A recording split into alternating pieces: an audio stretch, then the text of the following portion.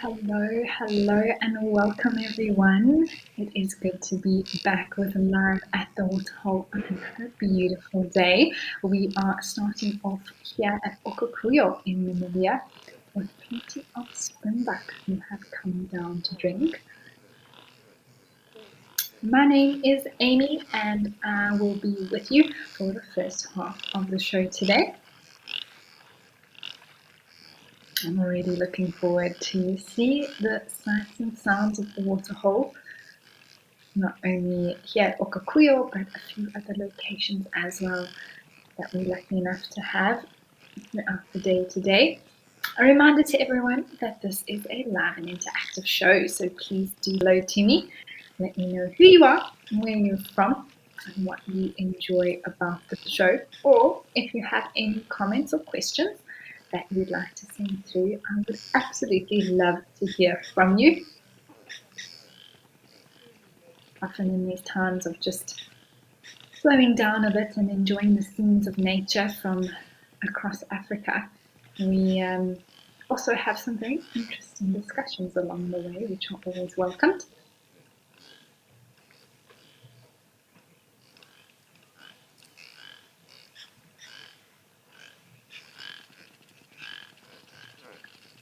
You can register to send through questions on the WildEarth website, otherwise on the WildEarth app, or you can join the conversation on X using the hashtag WildEarth.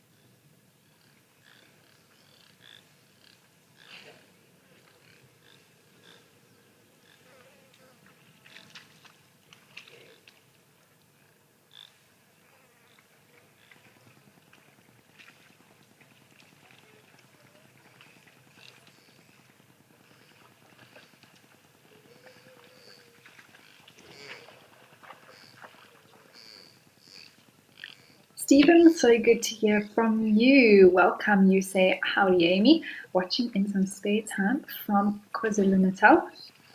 And you are so welcome, Stephen. Thank you for choosing to spend your spare time with us.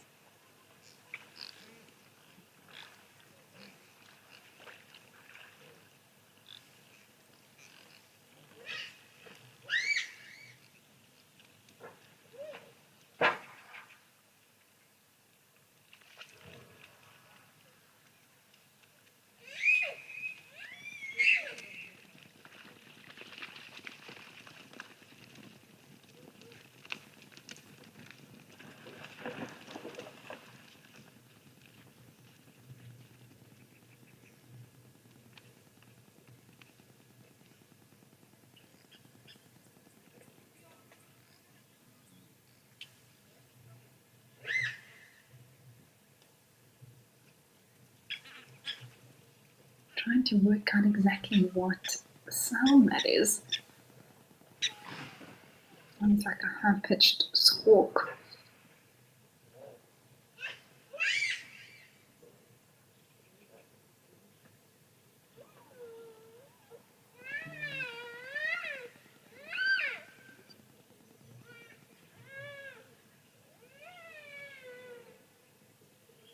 Could actually also be a child or a guest at the lodge. We have to remember that sometimes there are people around these locations due to the lodges being where guests come to visit. Victoria, you say you're excited to see what we see today. Isn't that just the best feeling, Victoria? I must say. That it is part of what I enjoy so much about the bush, about the show, is that really anything can turn up at any moment, and we just hop on over and go and see if we can spot it. So anything could even walk out here. I would love to see a rhino. I've seen one here at Okakuya, black rhino, on the one show was just in the middle of this waterhole. and we sat with him for a while, which was so special. So that would really be amazing to see here.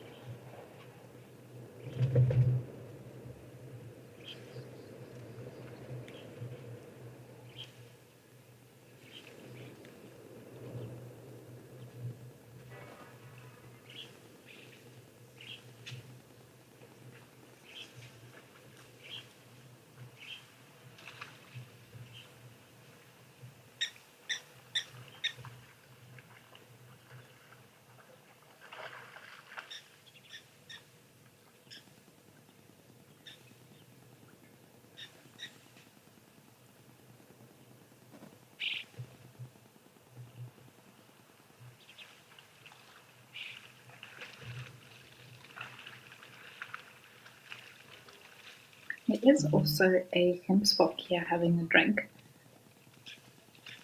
Right in the middle. And maybe a little bit later we'll see some zebras come down.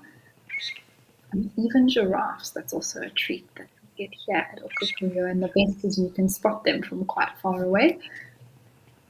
See them in these sort of silhouettes emerging between these white rocks.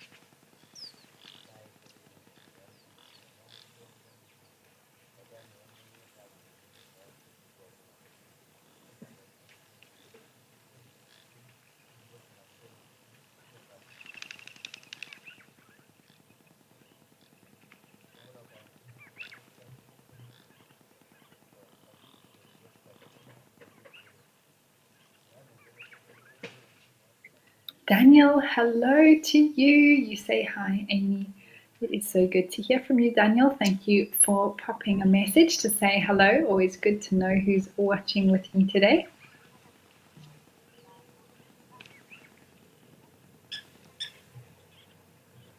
Only you also saying hello, actually in Swahili, saying Jumbo. I wonder if you are in Kenya or just enjoy the language.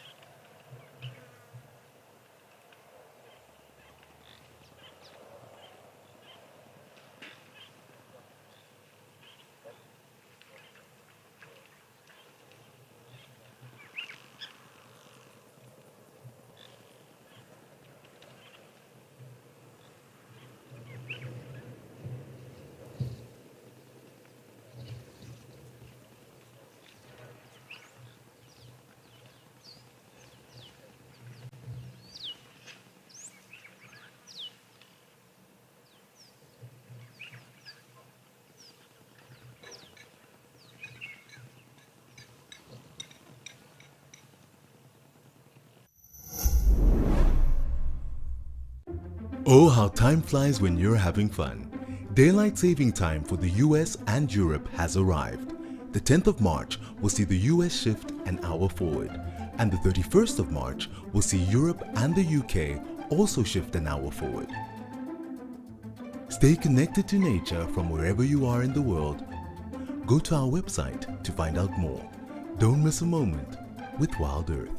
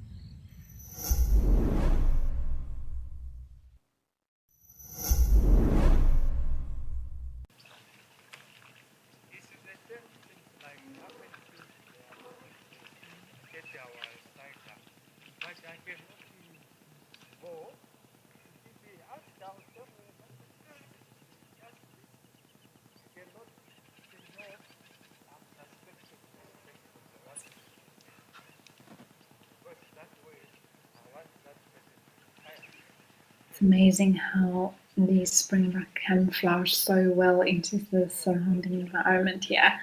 It's almost like they've completely disappeared.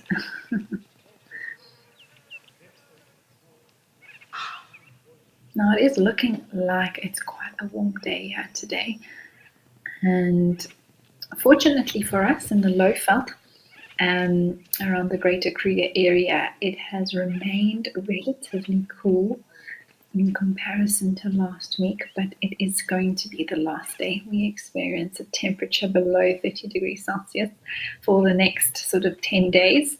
Another heat wave is on the way.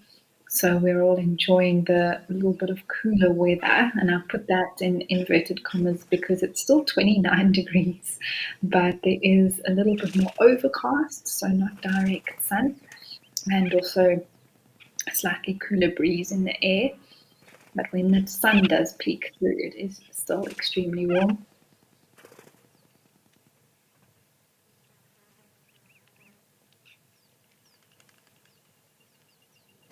But here it looks like the sun is shining. There was a bit of cloud buildup yesterday afternoon before we ended off the show, but that seems to have dissipated, and we're left with sort of these sort of mid-high level clouds and a beautiful blue sky above.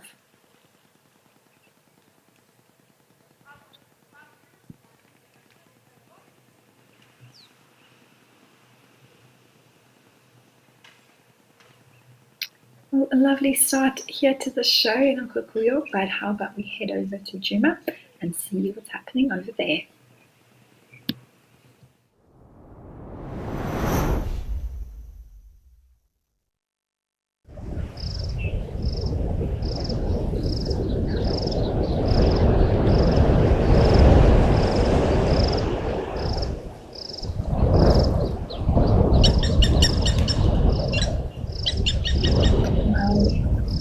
that I was referring to just now. You can see it's quite windy, quite cool overhead. There are some impalas around. There's also a waterback on the far side of the waterhole there.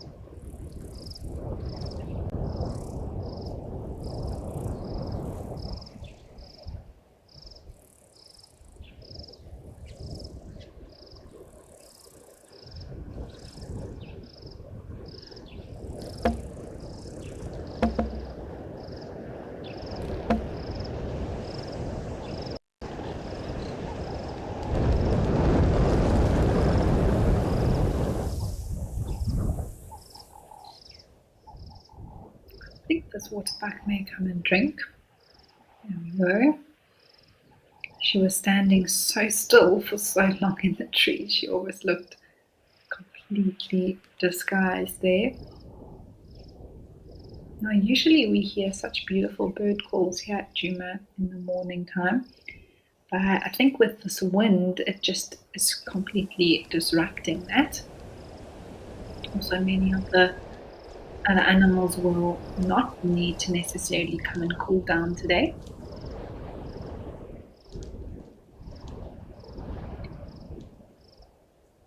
And Wally, absolutely, you say the mic exaggerates the wind noises. You can watch the bushes, absolutely. So as those bushes are moving, you can hear the wind that's blowing, and the microphone from this camera actually picks that up. And so we're hearing a lot of that, more so than the birds today. And you can imagine that if that's what's happening for the microphone that allows us to hear the sights and sounds of this waterhole, it's exactly the same for the animals. So they are hearing that swishing noise a lot. And that is why they often are so much more sort of jumpy, on edge in this particular situation when the wind is taking up all their sound around them. And so they can often miss other sounds that would normally alert them, let's say, to the presence of a predator, or even alarm calls by another animal to help them.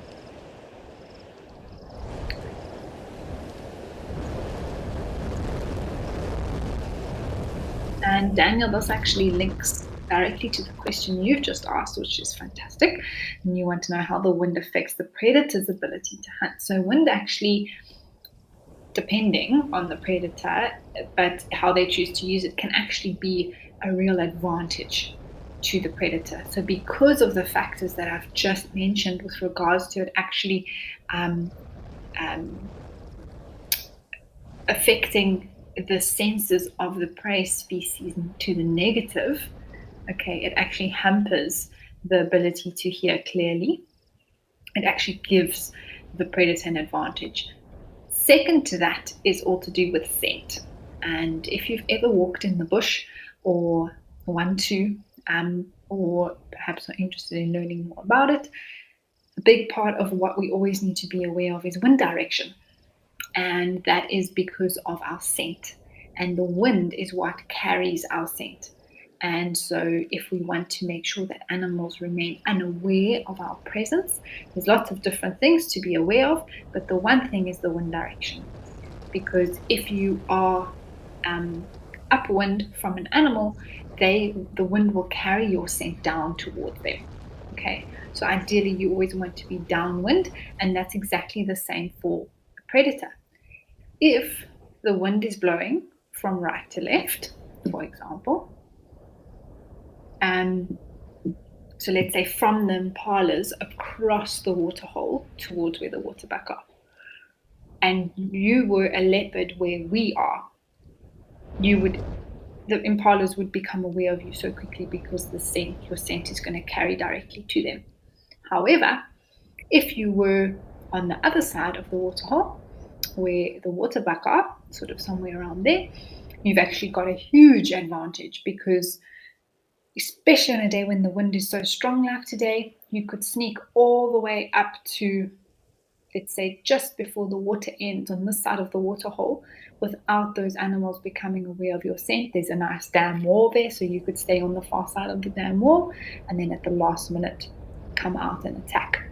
So the wind in this situation, plus the cooler weather today, actually really favors predators. And that's why sometimes we get some special sightings popping up when we have the cooler weather that comes through, because we get predators being active at times where they usually are resting. Again, that's very much a generalization. We must remember that animals like leopards and lions and cheetahs and wild dogs and things can move and hunt whenever they please. But just because of the heat factor, generally they rest during the heavy, really warm hours of the day. But as soon as that temperature drops, it means that they can be active later into the morning or earlier in the afternoon.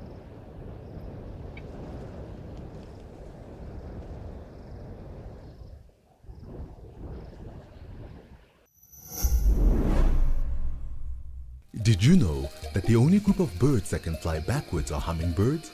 We are celebrating World Wildlife Appreciation Day with a tell-all. Send Cedric and Steve questions about any wildlife species of your choosing in this Wildlife Ask Me Anything. Learn amazing new facts and brush up on your knowledge about all things wild. Become an explorer and watch it live on the app. WildEarth, connecting with nature.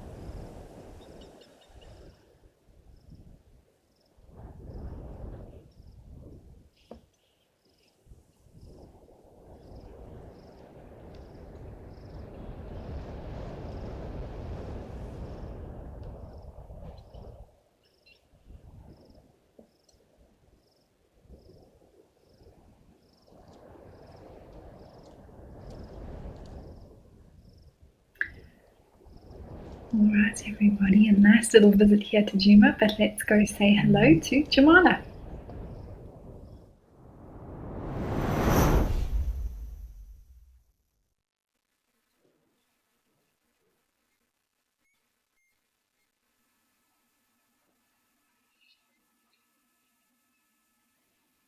Another beautiful sunny day here, everyone, and there are some zebra who are visiting, as well as an impala.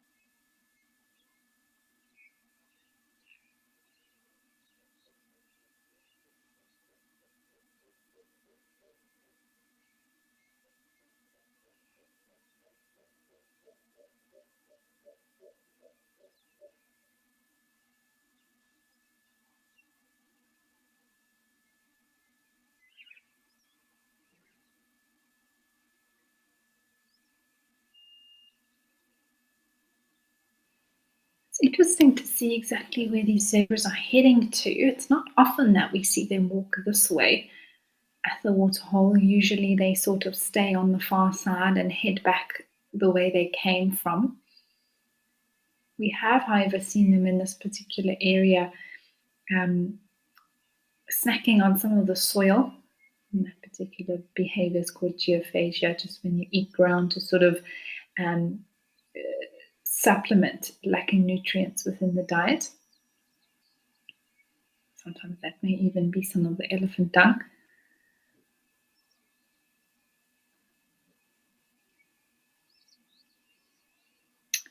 Julie Brown, you're asking, do they travel alone? I think you're talking about the zebra. If not, if you're referring to something else, please do just let me know.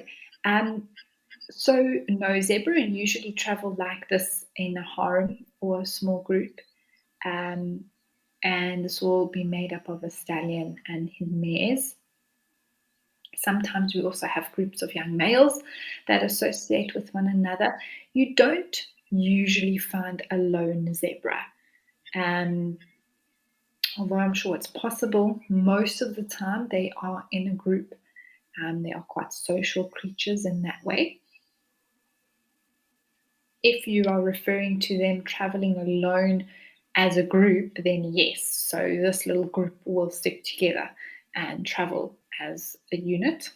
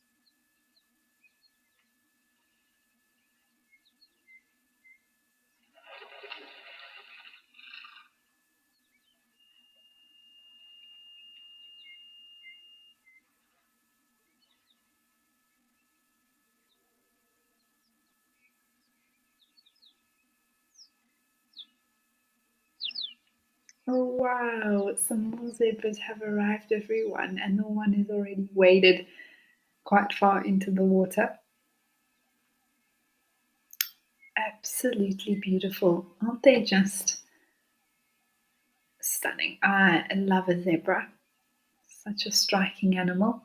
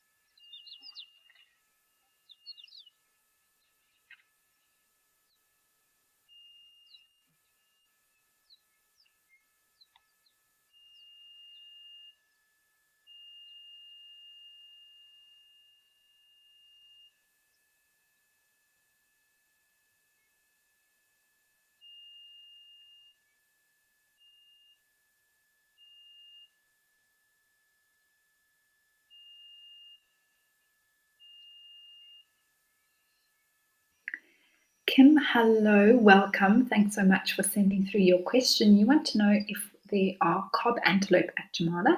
And no, Kim, that is not one of the antelope species that we find down here in southern Africa. Now, I wasn't actually too familiar with that particular antelope. Oh, we have our first Ellie arriving. Um, so I did just have to check exactly where it is, its distribution. And it is across Central Africa, West Africa, and East Africa. And they are closely related to reedbucks, waterbucks, lechwe, and puku.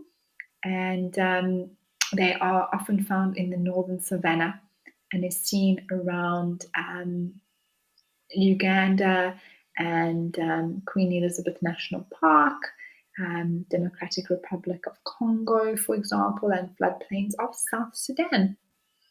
They are active in the daytime and they live in groups of females and calves or just males. And that is the cob or Quercus cob.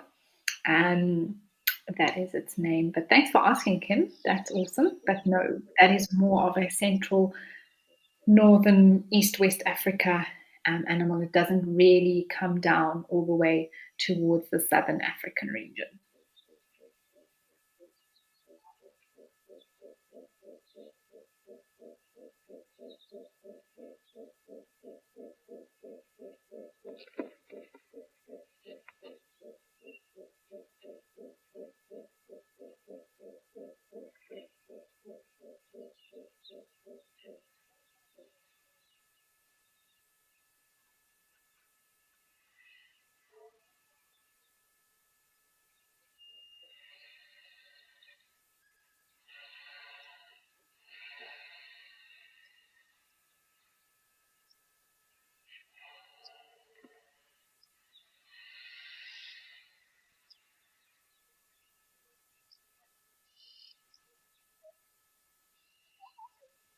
Well, hopefully this is just the start of the elephants for today, everybody.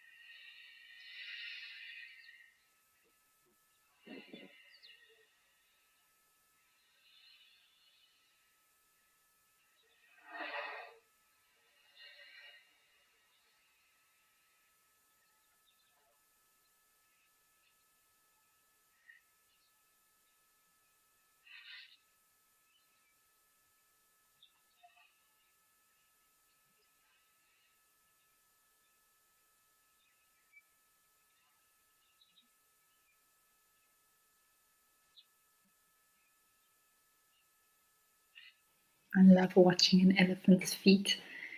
We're actually talking about them last week, I think it was, and discussing the difference between the front and the back foot. This is actually a really good opportunity to see that sort of difference.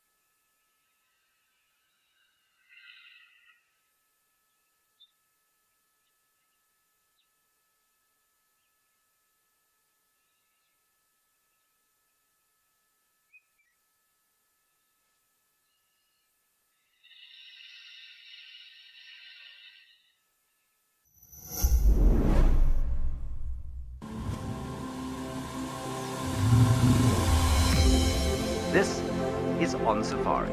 Now remember, this is live and interactive, so we'd love to hear from you. To be having these incredible experiences in this wild underwater forest. It was just one of those things which I don't think I'll ever see again in my life. Thanks for joining us on our Sunrise Safari.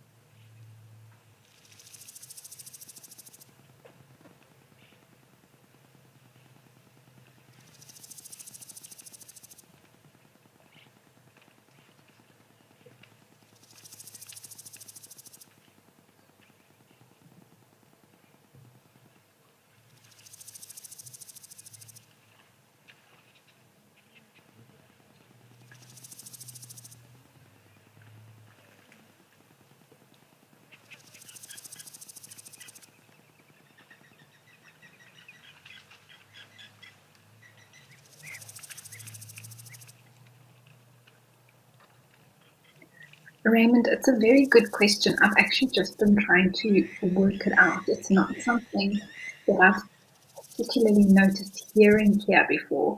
You're asking what that sort of screeching noise is.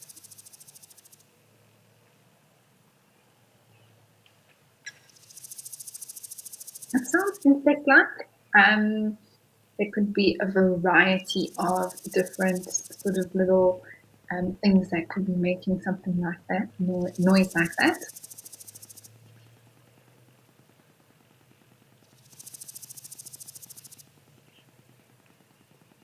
It is quite repetitive in the same sort of frequency.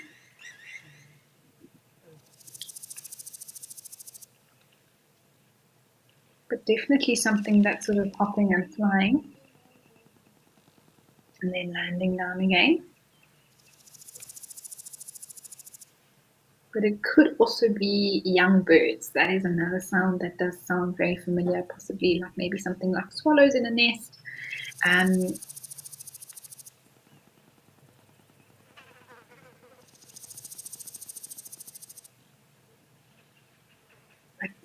Maybe, yeah, it's just very very repetitive on the same cue over and over again.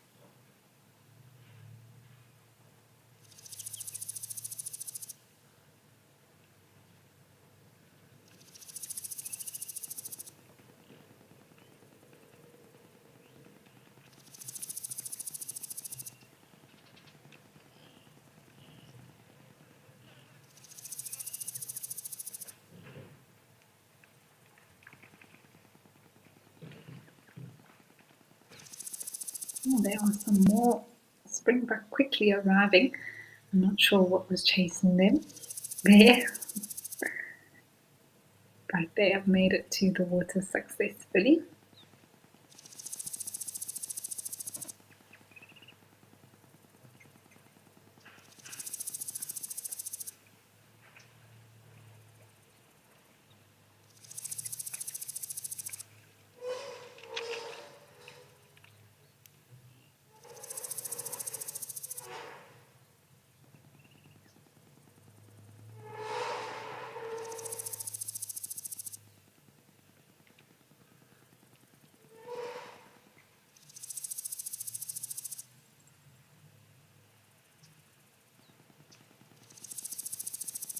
Now, Raymond, the more that I'm listening now, the more that I am thinking that that is definitely some sort of insect, maybe a type of cicada or something like that, that is making that sort of high-pitched noise.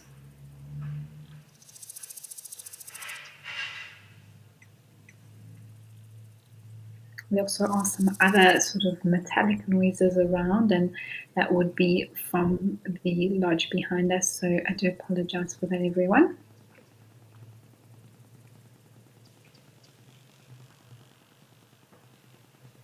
But beautiful to see the springbuck here now, all arriving for a bit of water. Does look like a very warm day, everyone. I don't think there are too many days that aren't very hot here around Utah.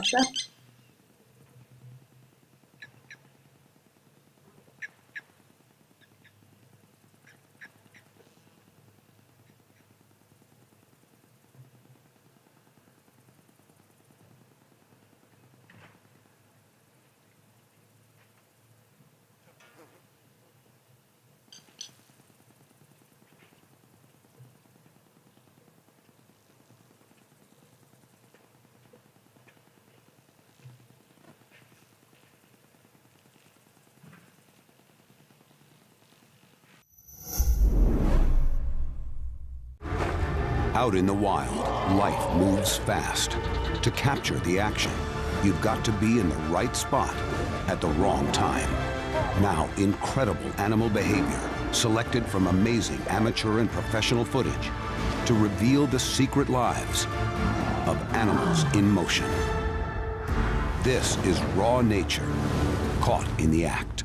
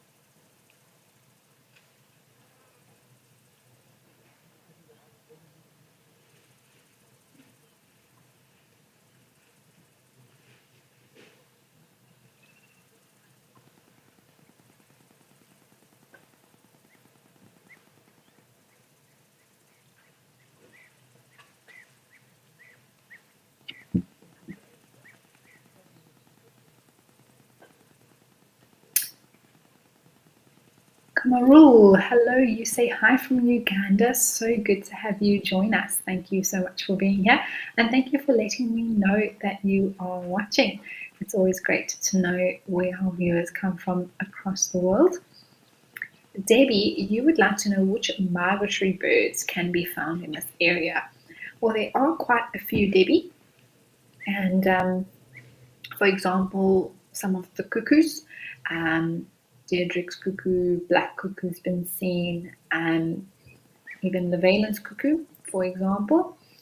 And then, of course, the European bee eater, one that we've actually heard and seen right here on camera, flying above the waterhole, which, of course, migrates from the European area, which is very special to hear and see. And some of the other eagles as well, things like Wahlberg's eagle, even steppe eagle that can be seen in the area. They are all migratory.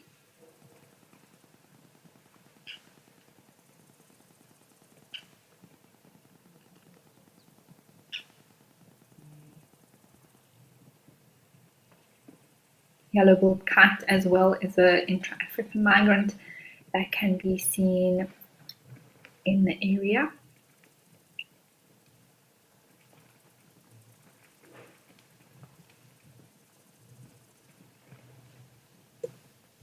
Also the swallow-tailed bee eater, which is one which I have yet to see. It's on my list to try and see, but they are also a special one for the area, also European roller. The list goes on, but those are some of the main migratory birds that can be seen.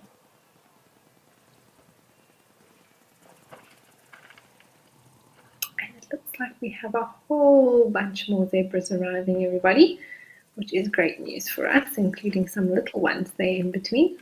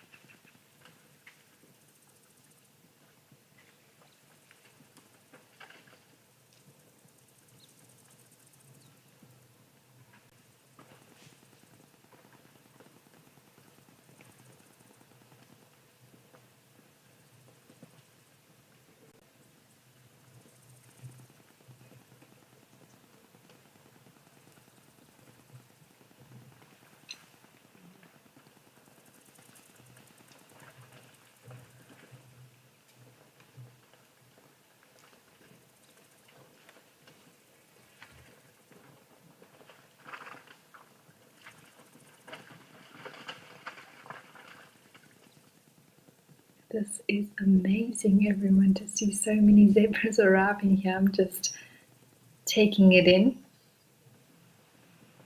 You can watch how they all sort of shuffle around, and they always stand quite close together and in sort of line.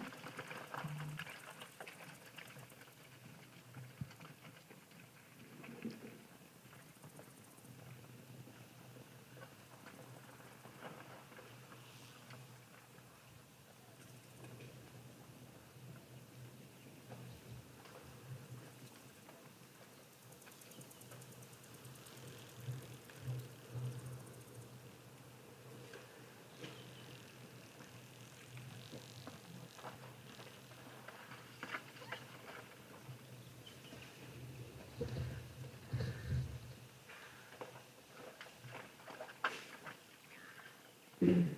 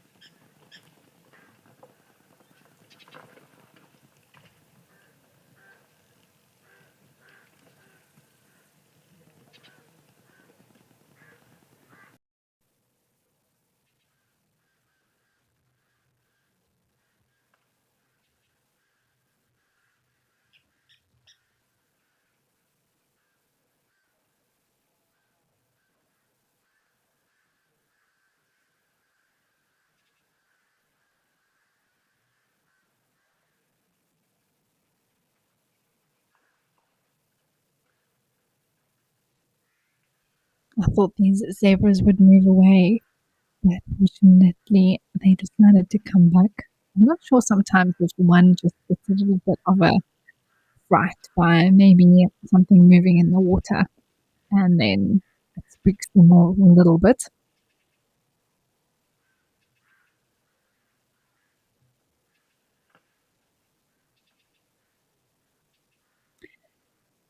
Pat, you have asked what cause are you most passionate about when it comes to wildlife? Oh, Pat, that's so difficult to answer. But I think I suppose answer with my heart. Um, and say it really is for me. There's so many wonderful and causes that have every right to be supported. There's so many that need us to support, and whether it's from rhinos to pangolins, elephants to giraffes, they all need protection and support. But I think for me, my passion and sort of what I really feel the most in terms of wanting to share a message about is that if you are ever, lucky enough to be able to visit some beautiful natural areas, not only in Africa, but across the world, it is incredibly special and something that I think is so much part of the human experience is nature. And whether it's from rainforests to the African plains or beautiful mountains, or our coasts and sea and things like that, it's all wildlife. It's all part of nature. And I think when it comes to what cause I would be passionate about is making sure that those are still there for the future to be enjoyed. It breaks my heart to think that there's a possible future reality where there are no more of these magnificent, natural wonders and natural ecosystems that are still functioning as they should be, and for us as people to appreciate and enjoy them as they were intended to be. And so for me, when I see habitat loss, the massive impact of, just human waste, or, things that are affecting the natural areas that could be sort of handled differently, better, more responsible choices made. I supposedly one of my biggest things that I feel strongly about, especially when you're working out there in the environment, when you're seeing it every day, and you just don't take this away. Let's preserve it. Let's do whatever we can to make sure that these animals and natural ecosystems are preserved for future generations.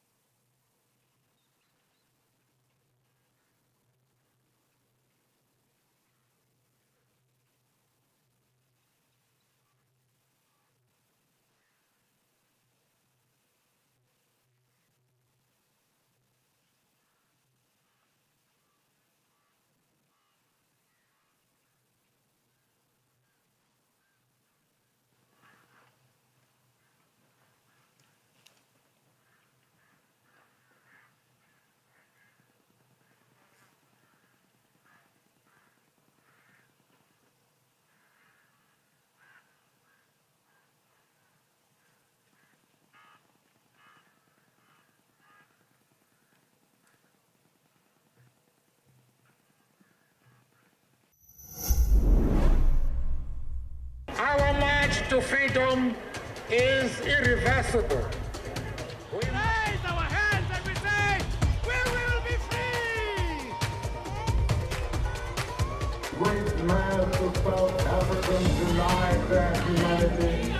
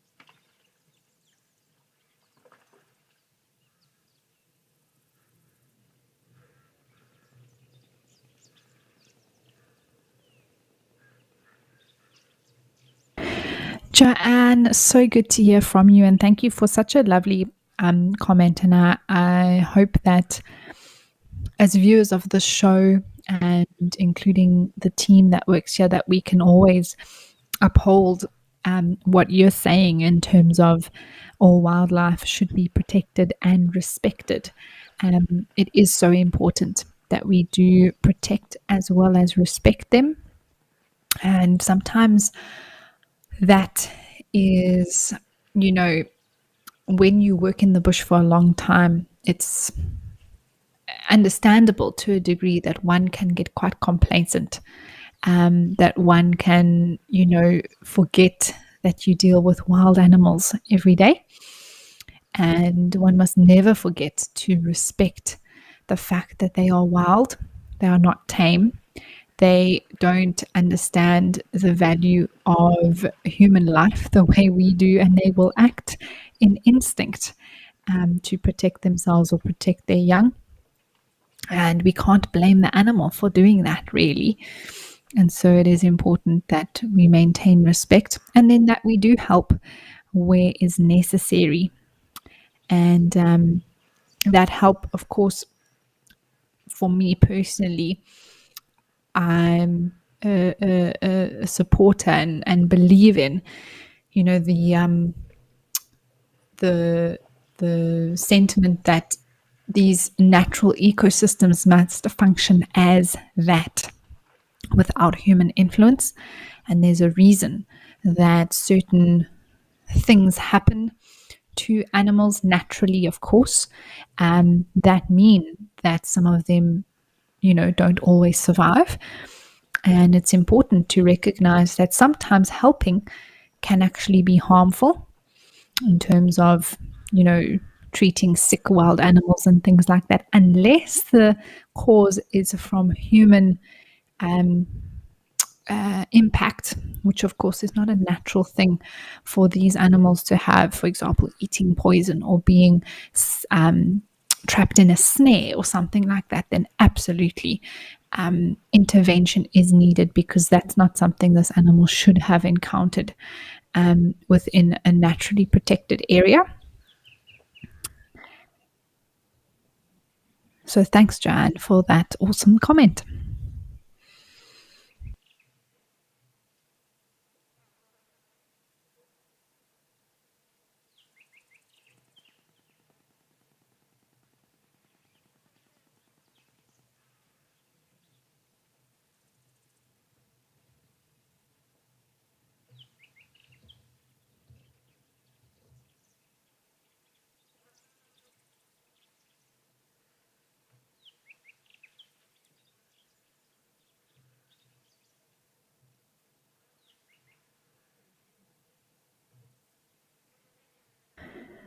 Well, beautiful to spend some time here and see those zebras who came to drink at Okakuyo. But let's head over back to Jamala.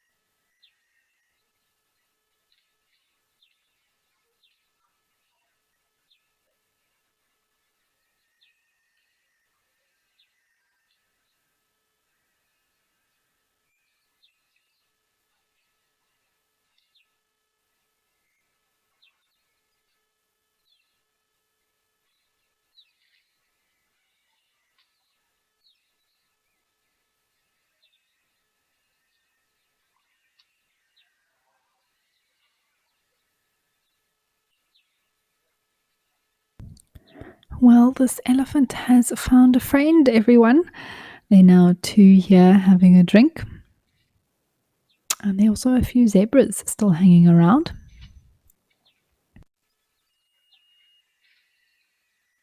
Oh, not just one friend, a whole bunch of them. Maybe we'll see them go for a swim, everybody.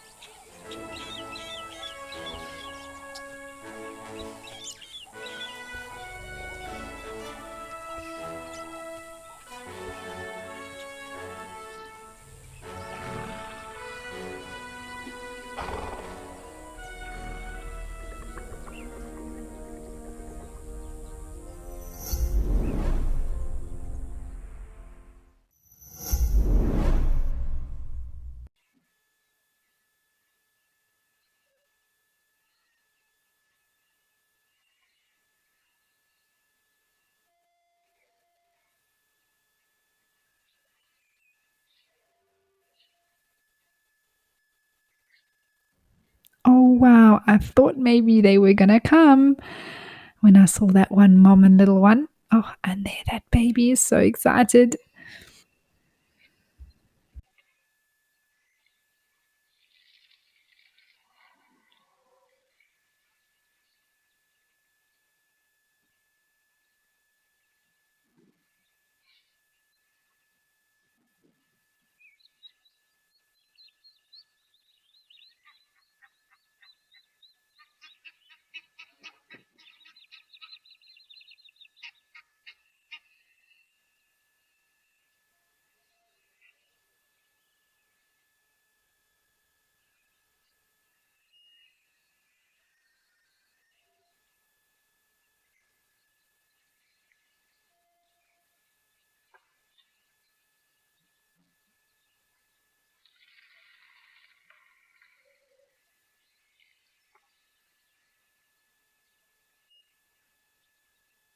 Hopefully, the little ones will have a nice swim as well today.